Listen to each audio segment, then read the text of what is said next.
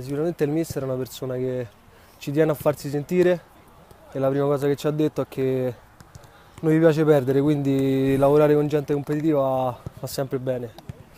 E per quanto riguarda noi siamo una squadra sicuramente inferiore a tante altre in questo campionato, dato che siamo saliti quest'anno, l'anno scorso con un organico un po' diverso, quest'anno io purtroppo non posso essere sempre presente, ma comunque come dici te ci manca qualche giocatore. È comunque una squadra che con la rosa completa se la può giocare, certo poi quando gli avversari sono più forti c'è poco da fare. Sicuramente quando una squadra che si trova sul fondo e si deve salvare deve fare punti, l'approccio è diverso.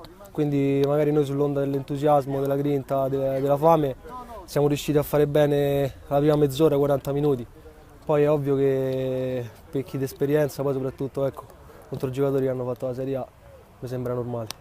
Grazie a Marino, in bocca al lupo e alla prossima. Grazie, alla prossima.